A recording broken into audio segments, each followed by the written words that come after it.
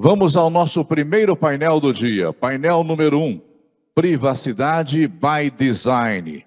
Engenharia para toda a organização. Vamos dar continuidade, então, à nossa programação. Lembrando que perguntas e comentários online podem ser enviados por meio da caixa de diálogo ao lado do vídeo. Perguntas da plateia, como vocês viram, basta levantar a mão que vamos disponibilizar o nosso microfone para todos vocês. Nossos painelistas de agora, no painel 1, Privacidade by Design, convidamos Carlos Travagini, CISO da FIENG. Muito obrigado, Carlos. Rafael Ragi, coordenador de segurança da informação do NEON.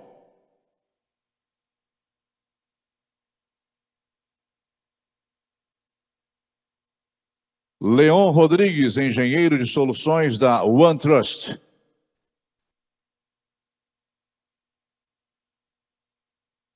Participa conosco online Fábio Correia Xavier, CIO do Tribunal de Contas do Estado de São Paulo. Bom dia, Fábio. E para conduzir os trabalhos, convido mais uma vez Graça Sermudo, Privacidade by Design, para abrir o nosso painel. É com você, Graça. Obrigada. De São Paulo, mas ou é mineiro ou nasceu em Minas, hein, Fábio? Bom dia, obrigado, Graça, por ter me convidado para participar desse ciclo de Minas, de BH. Eu sou de BH, agora mas estou em São Paulo. Por que a minha equipe colocou o Fábio aqui? Tá explicado, Fábio? Sou de BH, nasci em BH, mas estou em São Paulo há 22 anos já. Atleticano doente. Muito bom. Obrigada, Fábio. Obrigada também a todos vocês aqui, colegas, que têm estado comigo aí nessa jornada. Foram 2 anos de online, né? Onde a gente só se via por aquela telinha. Agora a gente está nesse modelo híbrido sensacional.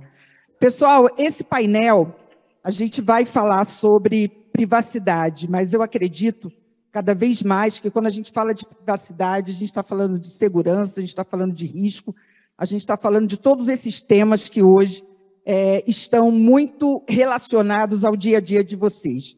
Eu só quero trazer aqui, para apimentar um pouquinho já na abertura, algumas questões que eu acho muito pertinentes. Vocês repararam que agora, no dia 1º de agosto de 2022, nós tivemos um ano em que as sanções da LGPD estão vigentes.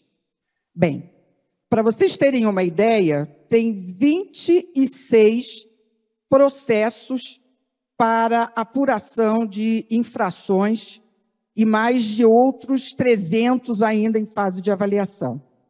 E o que está acontecendo nesse momento? No Security Leaders do final do ano passado, em São Paulo, o Arthur Sabá, conversando comigo, me disse que até abril desse ano, a tal da dosimetria, que é a possibilidade, né, das multas por infração serem aplicadas, até abril elas estariam funcionando. Esse calendário não aconteceu. Agora, a informação que eu tenho apurada é que a previsão é para dezembro ou janeiro. Então, vamos considerar janeiro, né? Porque temos um calendário de eleições, temos aí um final de ano com Copa do Mundo, enfim, vai ser um final de ano bastante intenso. Então, vamos considerar que em janeiro talvez a gente tenha. E a dosimetria ela é importante porque a ideia é que ela garanta a proporcionalidade das penalidades, né? Que elas aconteçam baseadas no porte da empresa, no tipo de infração e tudo mais. Então, eu quero começar com esse cenário, Leon, perguntando para você o seguinte: você que está no front, conversando com várias empresas, em vários estágios de adequação e de adesão, digamos assim, à privacidade. O fato da gente ainda não ter essa dosimetria aprovada, a aplicação das multas, você acha que isso ainda está impactando o processo de adequação das empresas à Lei Geral de Proteção de Dados? Bom dia a todos, primeiramente. Muito obrigado, Graça, primeiramente Eu que agradeço. pelo convite aqui para participar desse debate. Isso varia muito de empresa para empresa e do grau de maturidade de cada um. Aquelas empresas que estão mais avançadas e que já tomaram consciência de que essa questão, ela não é uma questão que você precisa tratar apenas com o viés da multa e da sanção, mas sim como o viés de levar para o mercado uma perspectiva da sua empresa de transparência, de respeito a como você trata os dados dessa companhia e de como você precisa se adequar a esse novo momento que a gente está vivendo na nossa sociedade, é muito mais importante do que propriamente estar ou não aprovado determinado tipo de sanção, né? A gente tem muito foco em gestão de risco, e eu acho que isso é um ponto que todos nós daqui devemos ter muita preocupação, e a gestão de riscos ela vai exatamente para buscar evitar esse tipo de coisa. Então não adianta você ficar ligado apenas na questão da sanção.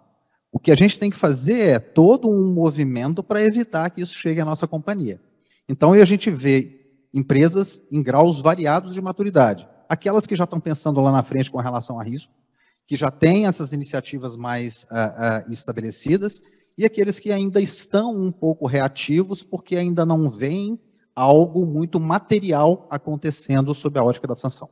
Só para finalizar a sua fala, para eu entender, quando você fala desse grau de maturidade, você associaria isso ao porte da empresa?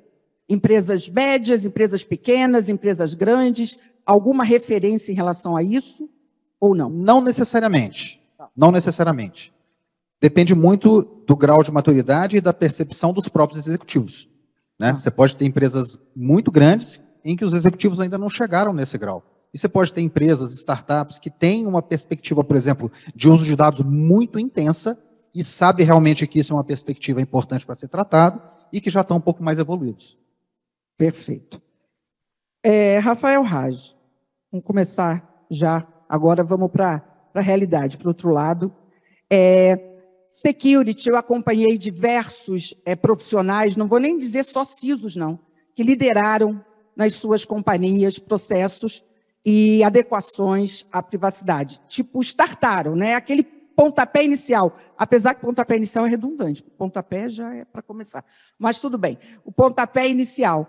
E depois passaram a bola, já que a gente está falando disso, né? Passaram a bola para frente. E hoje, muitos deles, embora tenham passado a bola, ainda estão muito envolvidos. Então, duas perguntas para você. Primeiro, eu queria saber o seu nível de envolvimento hoje nesse processo. Se você pode compartilhar com a gente esse nível de envolvimento, esse papel do profissional, né, do líder de segurança, do profissional de segurança nesse processo, e se você acha que essa questão da multa impacta ou não o andamento desse projeto dentro da organização. Bom, 3 em 1, né? 3 em 1? Não, está tudo certo. Assim como não tem resposta fácil, acho que até para a pergunta também ela é complexa, né? Bom dia, obrigado pela oportunidade também de estar com vocês aqui hoje. O que acontece? Privacidade, ela tem muito, ela está muito calcada em cima de algumas coisas que a segurança precisa trazer com ferramental, com boa prática, com política, tudo isso. Mas eu acredito como fundamental a questão de conscientização realmente, né? O Iano falou um pouquinho disso na palestra dele. A empresa, no meu caso específico, no Neon, que a gente tem equipe para risco, isso é um drive importante para a gente, porque acaba vindo isso à tona, né? Caso a gente não faça, o que pode ocorrer? Não só financeiramente, mas tem dano à empresa, tem uma série de aspectos que vão contribuir com que a gente consiga realmente fazer com que questões de privacidade caminhem. Nós temos um DPO também, e ele está bem próximo da gente no sentido das normas, né, e de auditar eventualmente alguma situação também. Tá. E a gente acaba sendo também demandado por eles no sentido de o que estamos fazendo para resguardar a privacidade dos dados, né? E aí tem o time de governança também, que entra com política, com treinamento. Então, assim, é bastante amplo, né? Não tem uma resposta tão simples assim, ou depende também muito daquilo que é o organismo da empresa, né? O que ela tem de pessoas, de áreas, de apetite a risco, dela conhecer como ela quer se colocar no mercado com o tema da privacidade também, né? E tinha uma segunda pergunta que era... em relação à multa, né? Se você acha que... A multa. Houve um frisson no início, todo mundo estava preocupado com isso, todo mundo falando, né, no que isso podia representar, e hoje existe uma cobrança grande em relação a essa dosimetria, enfim, disso realmente, um ano depois, ainda não ter sido aplicado. É isso, acho que volta na questão do quase o custo-benefício, né? Se a gente embarca muito numa questão de eventualmente posso ter uma multa. Sim, você pode ter uma multa. Você vai fazer um investimento grande para dar resposta àquilo, e aquilo não se materializa. O Brasil é meio conhecido por uma questão de empurrar, né? Vai entrar, prorroga de novo. E aí quem está pagando a conta também, em algum momento ele vai se perguntar, mas espera aí, eu vou fazer esses investimentos todos aqui, mas aquela multa não aconteceu. Então, muitas vezes em segurança, isso é muito comum. Se a gente olha qualquer situação por uma única perspectiva, você fica um tanto enviesado, né? Então, eu acho que falar da multa é importante, mas falar somente da multa não traz aquilo que nós, como segurança, nos preocupamos, né? Então, é importante avaliar isso com mais de um time e compartilhar ali o tema da privacidade dentro da perspectiva do que a empresa procura. Perfeito.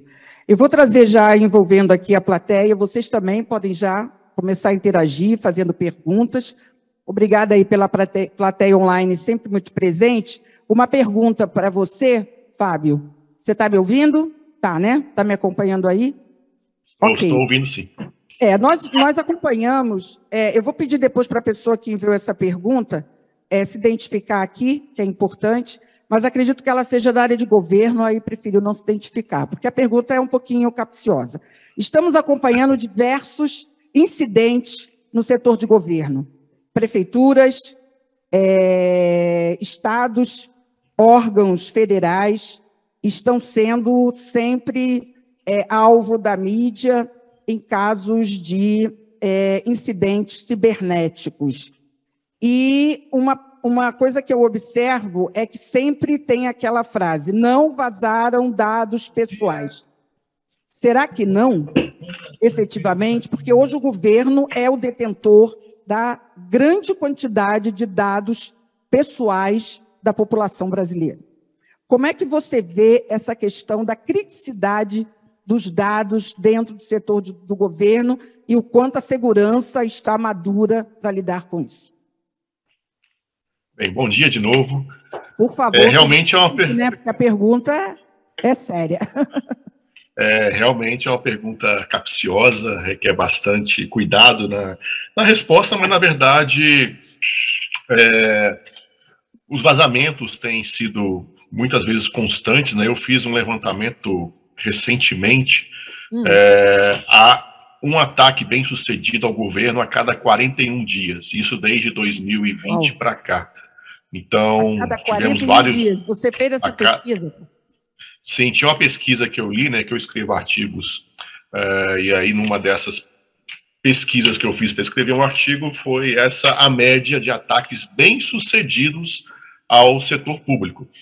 E outra pesquisa de uma empresa de antivírus e de anti-malware, ela conseguiu listar lá, identificar que o governo no Brasil, nos últimos 2 anos, principalmente com a pandemia, é o principal alvo dos atacantes, das pessoas mal intencionadas. Então, a maior parte, ou em primeiro lugar no ranking por setor, no ranking por vertical, o governo estava lá na primeira colocação. E por que isso? Né? Como você bem falou, o governo tem muitas informações, informações pessoais, informações sensíveis, e essas informações são muito valiosas no mercado negro. As pessoas vão pagar isso aí de uma maneira, e vão buscar essa informação de uma maneira muito voraz, né?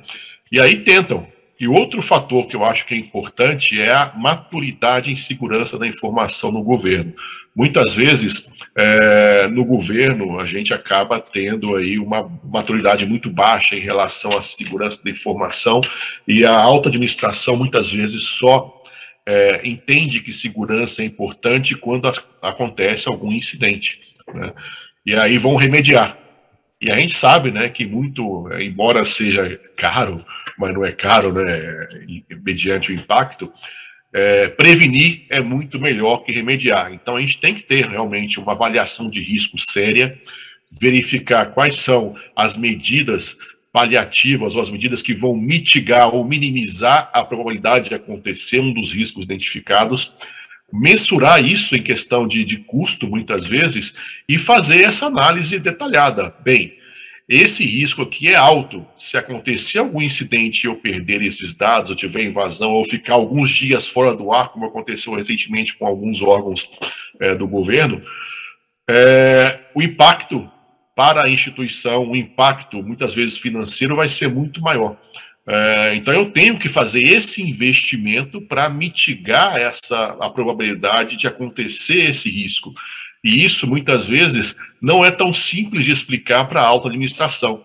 A gente, geralmente, quando está no governo, passa lá, faz os projetos, a gente faz diversas análises de risco no âmbito da TI, no âmbito da segurança da informação, e aí, quando vai passar essa conta para a alta administração, muitas vezes o questionamento que vem, não é nem questionamento, fala assim, não, está muito caro, não vou nem ver os detalhes, né? Então, essa dificuldade é grande. Então, nós, técnicos de TI e de segurança da informação, temos que aprender a passar essa dimensão do problema, essa dimensão do risco, de uma maneira mais clara para que a administração possa ali embarcar também nessa jornada e se sentir parte da solução, e não esperar um problema, um incidente acontecer para que depois venha correr atrás e remediar. Perfeito. Muito bom, Fábio, você trazer esse cenário. Vou começar a fazer uma integração aqui, e depois o Iano ainda está aqui com a gente. Iano, estão chegando aqui algumas perguntas, houve um delay aí, vocês conhecem bem isso, mas tem algumas coisas que estão relacionadas aqui. Depois eu vou pedir um microfone para o Iano da plateia interagir. Carlos, Graça, só uma coisa, uma contribuição em relação às multas, né, que você falou aí. Setor público não recebe multa, né? Mas olha, entidades públicas, entidades privadas. Vou esclarecer isso. Entidades privadas recebem, e mesmo assim, por exemplo, já não é só a NPD que vai aplicar essas sanções, né? Teve um caso recente aqui do mês agora de agosto, que o Banco BMG aí de Minas, né, foi multado em 5 bilhões de reais pela Senacom, por usar de forma indevida dados pessoais dos idosos, né, para poder oferecer empréstimos, esse tipo de coisa. Então, essa notícia está aí, bem recente, de uma multa que foi aplicada pela Secretaria Nacional de Defesa do Consumidor ao Banco BMG, né? Sim, e bem lembrado, Fábio, muitas multas, né? E a própria NPD tem usado aí o apoio de vários órgãos, né? PROCON e outros, para poder conseguir fazer também essa ação em termos de penalização.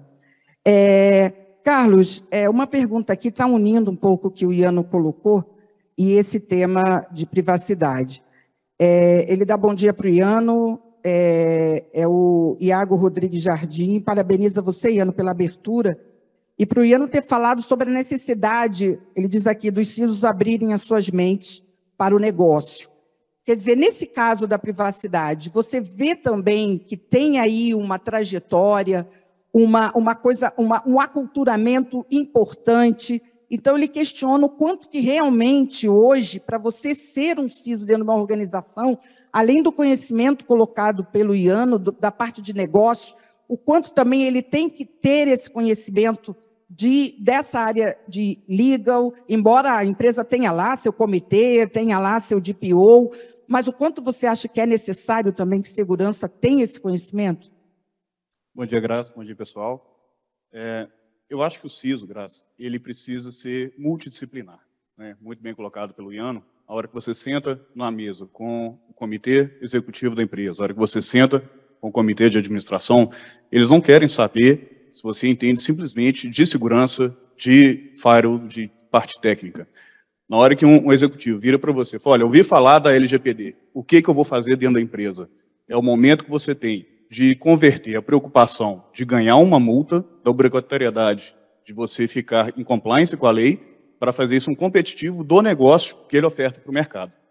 Então, eu trago isso de experiência. A gente está num processo de mais de 2 anos de adequação lá na empresa. Tá. E o primeiro momento foi esse. O que é LGPD? Como que a gente vai adequar? Então, temos N linhas de negócio. A partir do momento que o executivo entendeu que, olha, da obrigatoriedade de você ficar em compliance para ser um diferencial competitivo no mercado, a gente já tem a marca, já tem um produto, já tem os clientes. Hoje é diferencial você estar adequado à proteção de dados.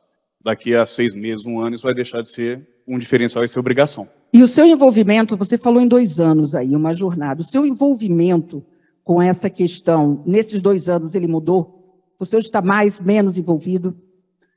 Hoje, eu te falo que eu estou mais envolvido porque eu assumi a área de proteção de dados hoje na empresa. Então, a gente tem o DPO, um advogado especialista. Tá, você não é o DPO, mas você, quando você fala assumir, você está acima do DPO. Explica para a gente só, Carlos, para a gente entender. Sim, hoje eu respondo pela segurança da informação, eu sou o CISO da empresa, e a área de proteção de dados, a gerente de proteção de dados, está comigo também. O DPO responde a mim hoje na empresa. Ah, então o DPO se reporta a você. Sim, mas ele tem uma transversalidade dentro da empresa, ele precisa ter uma autonomia para poder tratar assuntos estratégicos diretamente com os executivos. Então, o que precisa de apoio técnico ou apoio até mesmo estratégico, ele reporta a mim. Mas ele precisa ter essa multidisciplinaridade entre as gerências e entre as áreas da empresa, para transitar e fazer acontecer. É interessante que a gente vai observando um pouco o que você disse, né? Além de depender da cultura, também depende do modelo, né, de organização de cada empresa. Rudimar, Rudimar Graça mandou um abraço para você. Ele lamenta não poder estar aqui, foi convidado, mas acabou optando pelo online. Não tem problema, é importante você estar conosco.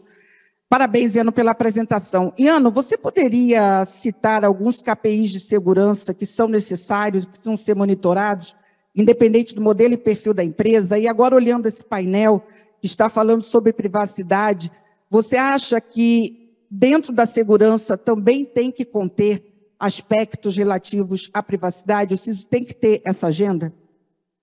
Bom, pergunta legal, hein?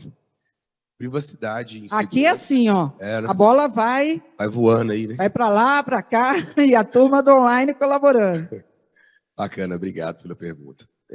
A parte de privacidade em segurança que eu vejo é muito mais controle de processos, ferramentas que vão dar apoio no processo de privacidade, do que ser uma responsabilidade exclusiva de segurança, né? Começou a LGPD muito com isso, né? Joga no colo do CISO, o CISO se vira e resolve. Mas não vejo que isso seja uma grande vantagem para a segurança, né? A gente tem outras preocupações que são tão grandes quanto, mas que eu acho que a segurança tem um papel mais de apoio do que propriamente dito tocar o processo de LGPD em si. Quanto a indicadores, varia muito de cada negócio, né? O que o cara vai te pedir sempre? Cara, nível de maturidade de segurança. É básico, né? Você não vai ficar fazendo indicador técnico para um cara de negócio. Meu e-commerce hoje, sei lá, se for o caso da empresa, eu tenho X acessos. Porque eu fiz um investimento numa troca do equipamento, passou a X mais 2 acessos. Mostra isso como indicador. Eu tinha 1 milhão, passou para 2 milhões. Cara, lembra aqui, ó? Lembra esse indicador aqui lá atrás? A gente tinha tanto, mas a gente conseguiu dar uma resposta mais rápida para o site. Conseguiu ter o cara clica no botão efetuar a compra, foi mais rápido. Então eu consegui medir que eu aumentei o meu volume de vendas porque eu troquei um equipamento simplesmente. Alguma coisa relacionada a isso. Um indicador, uma maturidade eu acho que é o melhor para você ter dentro da empresa, criar uma metodologia, usando uma ISO que seja, usando o SAM, usando qualquer outra metodologia que você tenha, para ter uma linha de raciocínio, porque não adianta você criar a sua metodologia, né?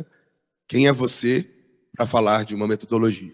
Usa o que já existe, que já tem embasamento, que já tem uma força de mercado para justificar as suas indicações, as suas ponderações, né? Mas indicadores sempre nessa linha, sempre focado em negócio e que, por exemplo, maturidade seria um bom indicador.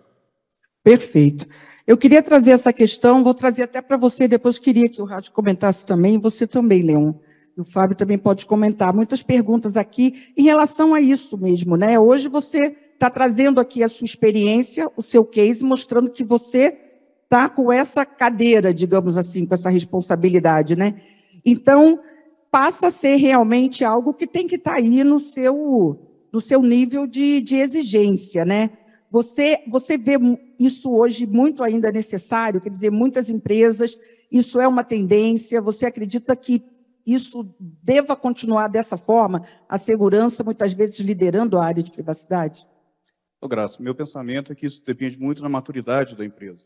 Quando nós iniciamos o projeto de adequação, 2 anos atrás, tinham 2 gerências distintas.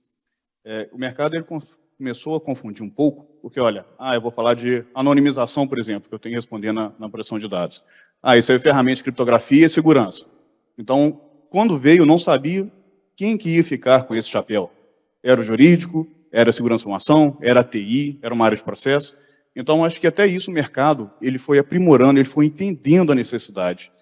E hoje a gente vê que estamos no nível de maturidade que o nível de processo, o nível de ferramenta que é exigido dentro da empresa, ele passa por um crivo mais alto. Então, eu cobro da segurança de informação, eu cobro da proteção de dados para manter aquele nível. Agora, se vai ser um padrão de mercado, a gente não consegue firmar, porque depende da empresa, depende do negócio, depende da maturidade que a empresa tem hoje, né? Então, eu acho que não tem uma fórmula mágica. Como o Iano bem falou, é entender a maturidade. A gente pega os frameworks que tem, vão parar de inventar a roda, vão usar o que tem. Eu adorei a fala dele. Quem é você para falar de framework? Vão usar o que tem. É o que é utilizado no mercado globalmente. Então, a gente adequa isso para a nossa realidade. Fica também uma observação que não adianta pegar, fazer um Ctrl+C, Ctrl+V. Eu tenho que entender o meu negócio, entender a minha empresa, se ela está preparada a receber aquele nível de framework. Antes de passar aqui para o pessoal do painel, tem alguma pergunta sobre essa questão na plateia? Se vocês tiverem perguntas, vocês podem ir sinalizando para a nossa recepcionista, que ela vai levando aí os microfones para vocês. Raj, olha que interessante, enquanto o Carlos estava falando, chegou aqui uma pergunta do Márcio Ribeiro, da Granado, interessante. Ele diz o seguinte: pessoal, será que sou só eu que estou percebendo uma confusão entre privacidade e proteção de dados pessoais e uma associação generalizada entre segurança da informação com segurança cibernética? A minha pergunta é exatamente isso: quanto que essas coisas precisam caminhar juntas ou são coisas separadas e a experiência de vocês? Estou trazendo essa pergunta porque eu acho que ela tem a ver com o que a gente está conversando aqui nesse momento, Raj. No Neon, isso está bem dividido? Quer dizer, cada um no seu quadrado? Explica para a gente, mais ou menos. Está dividido. Não mas não está cada um no seu squad, não, né? A vida não é fácil, né? Segurança é bastante complexo. Então, quando a gente fala em dar resposta às questões de privacidade, eu concordo que muitas coisas não vai ser segurança mesmo que vai tocar, mas algumas outras sim, a gente precisa tocar, né? A gente tem que compreender a ferramenta. Infelizmente, acaba que algumas ferramentas para dar resposta à privacidade ficam no orçamento de segurança. Né? Tipo, o que é isso aqui? Né? Isso não é exatamente meu, né? Então, passa por isso. Mas eu também vejo segurança, muitas vezes a gente precisa também ter um certo protagonismo de algumas coisas, no sentido de vou pegar para fazer, porque muitas vezes, se a gente não pega para fazer, pode ser que ninguém faça, né? E como há uma confusão realmente a respeito de um provável incidente, acaba que isso também retorna. Putz, não foi avisado, ninguém comunicou, isso é uma situação que eventualmente acontece também. Então é importante, não tem como se isentar muito, mas, de novo, assim, a colaboração não só com os outros times de gestão de TI, por exemplo, é fundamental. Se você tem uma área de privacidade também é fundamental, jurídica, etc. Compartilhar isso, mas, inevitavelmente, em algum momento desse complexo arcabouço de política, ferramenta, conscientização, etc., a segurança vai estar, não tem como. Perfeito. Contribuição? Vou passar aqui para o Leon, Fábio, depois quero ouvir você também.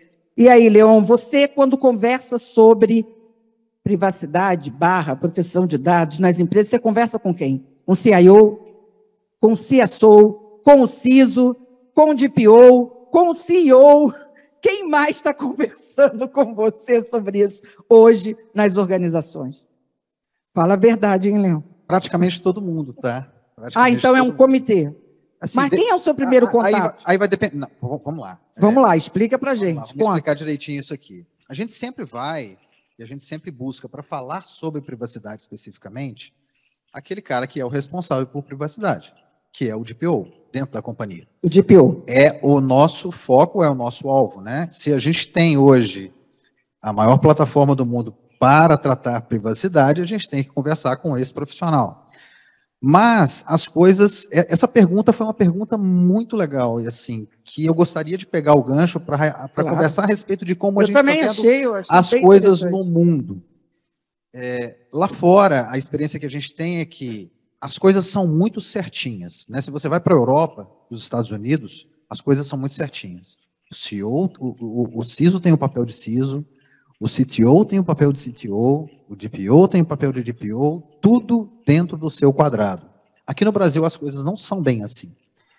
A gente está vendo essa elevação de maturidade agora, a gente está vendo a percepção de, como o Travadini falou, de quem é que tem que ser o dono desses assuntos dentro da organização. Então, o que a gente está percebendo é que lá fora existe um movimento do CISO conduzir essas questões embaixo do viés de segurança, mas elevando o nível, conversando no board e levando a conversa no nível mais alto, exatamente para buscar de privacidade valor e não obrigação.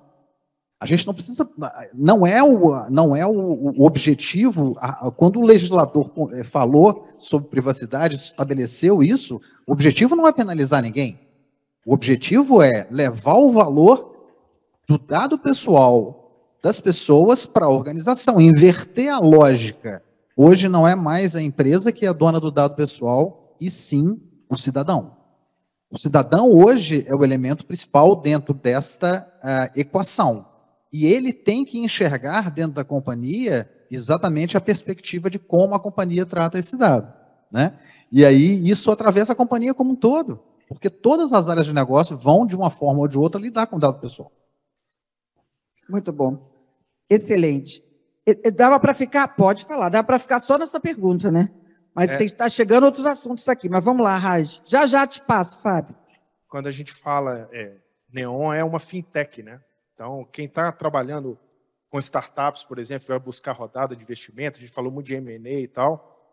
Essa questão de tratar o dado pessoal de uma forma organizada, controlada, para quem vem de fora para fazer um investimento, isso também é um diferencial. Então, a gente fala muito de fintech, eventualmente, fintech ou startup, de modo geral, ela ser sufocada por esses aspectos, mas na perspectiva de tentar inverter um pouco a percepção, é importante também fazer isso para que a sua empresa seja eventualmente melhor valorizada, tenha uma rodada de investimento mais relevante, né? Porque quando a gente gostaria muito de ser mais envolvido nisso, né? Nessas questões de compra. Assim como você faz uma due diligence lá para ver sua questão tributária, etc, etc. Segurança da informação também é algo que tem que colaborar na hora de você fazer uma valorização da sua empresa, né? Então é importante essa perspectiva também. Muito legal você trazer o seu case e a sua experiência. Você quer, Travadini, mais uma contribuição? Só completando o que o Raj falou, a questão do due diligence, cada vez mais os nossos clientes estão enviando formulários de due diligence para comprovar a adequação à proteção de dados e principalmente os níveis de segurança da informação. Então o mercado ele já está exigente em relação a isso. E isso é algo que antes não acontecia, isso é algo que agora está se tornando, eu estou ouvindo muito isso está se tornando uma prática. Inclusive na agenda ESG, eu já conversei, já participei de um evento recentemente convidada a palestrar sobre cybersecurity numa agenda que não era de segurança, que era uma agenda de ESG. Gostaria de fazer uma consideração a respeito disso, que isso é muito interessante, é um movimento que a gente está vendo muito forte no mercado. E tem perguntas chegando aqui sobre isso, viu, Leão? Exatamente. As due diligências hoje, elas não ficam limitadas apenas às questões de segurança, técnicas, etc. Mas sim, o meu fornecedor usa mão de obra escrava, o meu fornecedor tem políticas sociais de defesa e de proteção das minorias de forma efetiva e eficiente, a coisa está ganhando uma outra dimensão, entende? E isso que você citou, né, por exemplo, como isso pode ser um impacto para, por exemplo, uma rodada de investimento na minha organização. Se eu estou lidando, por exemplo, com uma tratativa, até propriamente o governo, né? As iniciativas do BID, do Banco Mundial, que vão sempre cobrar essas questões de uma forma muito mais profunda do que simplesmente as questões técnicas de segurança. Isso está no nível ainda muito mais próximo de negócio e daquilo que realmente é o interesse da organização mais alto. Perfeito. Pessoal me cobrando aqui um pouquinho, muitas perguntas chegando sobre o Privacy by Design, inclusive questionando aqui o Iano, perguntando se o Privacy by Design está nessa agenda do CISO ou não. O pessoal está cobrando aqui um pouquinho, Iano. Eu vou passar para o Fábio. Fábio, muitas perguntas aqui sobre Privacy by Design. Se você acha que Privacy by Design no ambiente de governo ainda está muito distante da realidade da área de governo. Eu acho que a pergunta é muito boa e acho que o Privacy by Design está, na verdade, muito longe de qualquer empresa, setor público ou privado, né, para a gente chegar realmente naquele conceito que é importantíssimo. Mas para o governo realmente é um caminho ainda muito mais longo, né? A gente considerar aí a privacidade sempre no início de cada projeto, de cada sistema. O governo, por muito tempo, acabou coletando dados de uma maneira muitas vezes irrestrita, sem se preocupar com o que vai fazer com aqueles dados, com a finalidade daqueles dados, se eles estavam adequados àquela finalidade, se eles são necessários para atender aquela finalidade. Era a política do vamos coletar essas informações e depois a gente vê o que faz com essas informações, né? Com a LGPD isso não pode mais ser feito. Então essa necessidade de adequação, muitas vezes, do que nós já temos, acaba sendo mais prioritária do que pensar, talvez, no Privacy by Design. Mas aqui mesmo, onde eu trabalho, a gente tem incentivado bastante o Privacy by Design. Sempre que surge um problema ou um sistema novo, uma solução nova, uma proposta nova, a gente tenta colocar na cabeça das pessoas que estão trabalhando essa ideia nova que a privacidade é um aspecto importante que deve ser considerado no início desses projetos e não como um apêndice mal feito lá no final quando está pronto, né? Para que a gente já nasça, esse projeto já nasça com a privacidade, a proteção de dados já embutido, já sendo uma preocupação e um respeito ao titular dos dados, né? Então, esse trabalho eu acho que é muito importante realmente para que a gente possa atender e seguir o Privacy by Design como realmente uma ideologia, uma metodologia no setor público também. Perfeito. Pessoal, temos que finalizar o painel. Eu só queria rapidamente que vocês conseguissem fazer um comentário rápido sobre privacidade by design. E dá um microfone ali rapidinho para o Iano. Iano, privacy by design, para você, dentro dessa sua abertura e do que a gente está conversando, tem que estar na agenda do CISO? Nosso amigo online pontuou muito bem. Na agenda sempre está, o problema é tirar da agenda. Boa. Na agenda sempre está. Está ótimo. Travagini? Acho que sim, tem que ter preocupação, mas não ser o principal condutor disso dentro da empresa. Tá. Quando a gente fala de Privacy by Design, tem o papel do DPO, que é uma coisa que a gente precisa cada vez mais amadurecer isso, não é simplesmente o cara que vai responder uma solicitação de titular, é o cara que vai estar junto dos novos projetos, da estratégia, do negócio. O CISO ele entra no Security by Design, então o que o DPO levantar de privacidade, o CISO apoia com a segurança e caminha junto com o negócio. Eu acho que ele pode fazer um intermédio entre essas duas frentes, e não ser o responsável direto. Para você, Rádio, lá no Leão, Privacy by Design está com o DPO?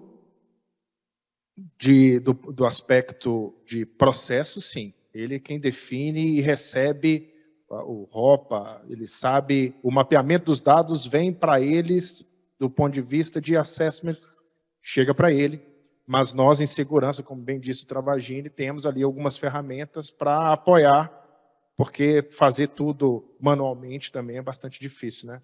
Tem uma frase boa, porque muitas empresas, e a Neon prega muito isso, né? A gente precisa ser data-driven, né? Só que, como disse nosso amigo do governo, às vezes a gente é só data-hungry, aí guarda tudo. Não precisa guardar tudo. Vamos trabalhar, quase o mínimo privilégio, né? O que eu preciso guardar? É isso. Trabalhei com Miola no Boticário, né? Sim, Ele tinha uma frase muito boa, que era... Ela estava comigo lá no Sul. O dado é igual o sangue no corpo humano, ele tem que circular. Ele não pode vazar, mas ele tem que circular. E aí é um pouco do desafio, né? Perfeito. A minimização dos dados, né? A minimização da coleta, né? Que é um conceito aí muito difundido na União Europeia, né? Que a gente tem que colocar isso no nosso sangue também, né? A minimização do coleta, se limitar àquilo que é necessário para atender a finalidade. O NIST está com um framework muito bom de privacidade, ele é relativamente novo, vale a pena ler, é muito bom. Bom, bem lembrado. A gente que é mais prático, né? Americano é assim. Então, quando você vai conversar com gente técnica, beleza, mas o que eu vou fazer, né? Entre a teoria e a prática, né? O framework do NIST é bem bom. Bacana. Ótimas dicas aqui sempre. Leon, rapidinho, porque você na sequência aí vai estar conosco. Eu não vou me estender muito a respeito dessa pergunta, porque eu vou ter 20 minutos para discutir exatamente esse assunto. E é bom que aí algumas perguntas agora, ainda aqui eu reservo para a gente vai colocar isso aqui agora para a sua apresentação, tá? Mais direta na nossa próxima apresentação em seguida, e eu acho que aí a gente novas perguntas podem surgir. Isso, aí a gente bate um papo aí sobre esse assunto também. Bem, pessoal, Fábio, muitíssimo obrigada, ótimo, você sempre aqui conosco, muitíssimo obrigada mesmo, um forte abraço para você. Muito obrigada, Travagini, muito bom. Raji, obrigada também. Leon também. Salva de palmas aqui para todos.